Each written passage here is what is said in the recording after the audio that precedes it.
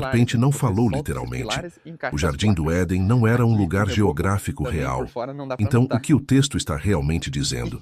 Spinoza propõe que o Gênesis é uma alegoria filosófica sobre o nascimento da consciência humana. É uma tentativa de descrever em linguagem simbólica como a humanidade passou do estado puramente animal para o estado racional. Como desenvolvemos autoconsciência, moralidade, capacidade de escolha. Como descobrimos que podemos pensar sobre nós mesmos e sobre o mundo. A criação de Adão do barro representa o fato de que somos feitos da mesma substância que o resto da natureza. Não somos especiais ou separados. Somos terra que ganhou consciência.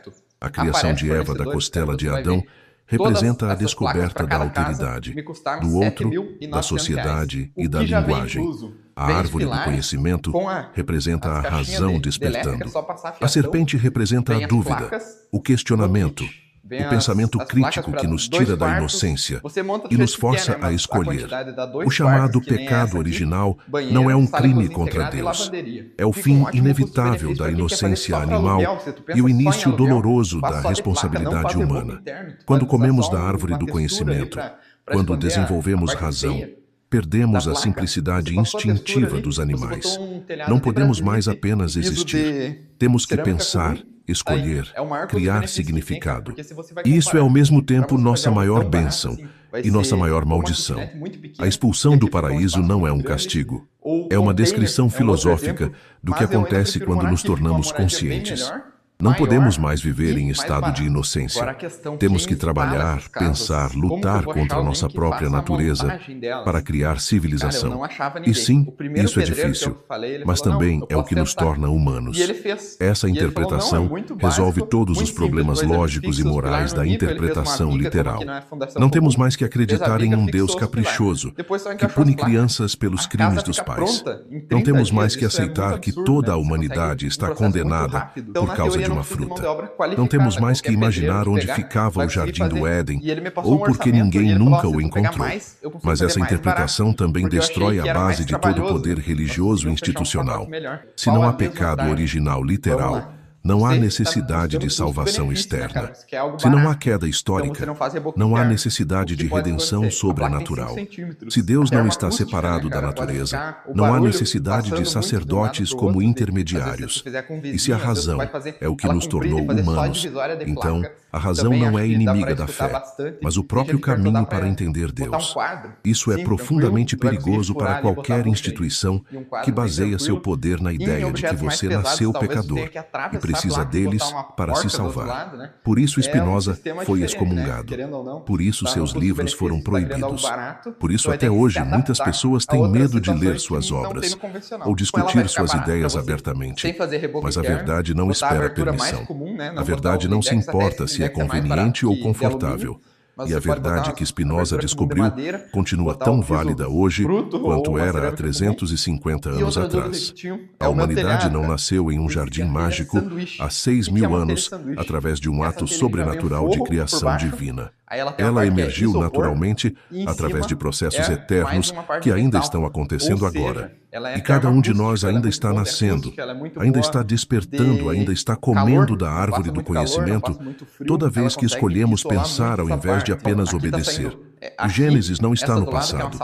Ele está acontecendo agora, em cada mente que questiona, em cada pessoa que usa a razão para buscar verdade, ao invés de aceitar dogma. Nos próximos blocos, vamos fazer uma jornada através do Gênesis com os olhos de Spinoza. Vamos dissecar cada elemento da narrativa e revelar o que cada símbolo realmente significa, quando lido filosoficamente, ao invés de literalmente.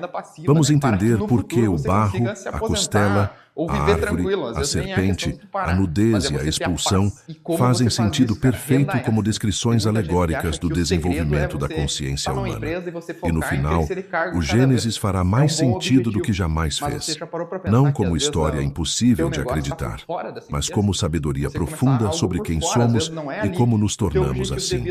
Não como a palavra literal de um Deus distante que fala em enigmas, mas como a tentativa humana de descrever algo que até hoje lutamos para explicar, o mistério da autoconsciência. Spinoza não matou Deus. Ele o encontrou onde sempre esteve, em cada lei da natureza, em cada pensamento, em cada momento de existência.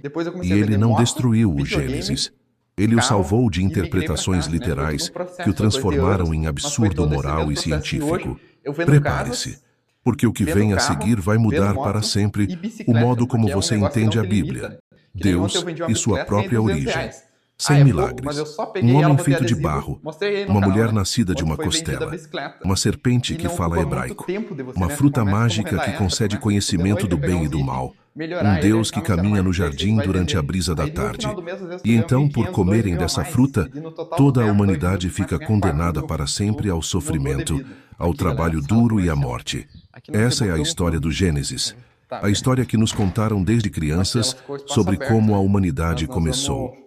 E durante séculos, a grande maioria das pessoas aceitou essa narrativa como verdade literal. Alguns ainda aceitam hoje.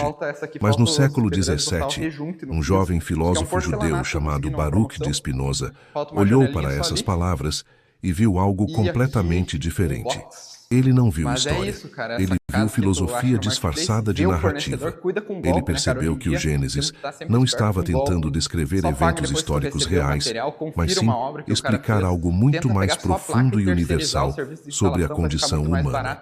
E quando começou a compartilhar essa interpretação publicamente, quando começou a questionar a literalidade das Escrituras e a propor que milagres eram impossíveis, a reação foi imediata e brutal. Foi excomungado da comunidade judaica aos 23 anos. Sua família o repudiou. Amigos receberam ordens de não falar com ele. Seu nome foi literalmente amaldiçoado em uma cerimônia pública onde declararam que ele deveria ser cortado do povo de Israel de dia e de noite, dormindo e acordado, entrando e saindo. A maldição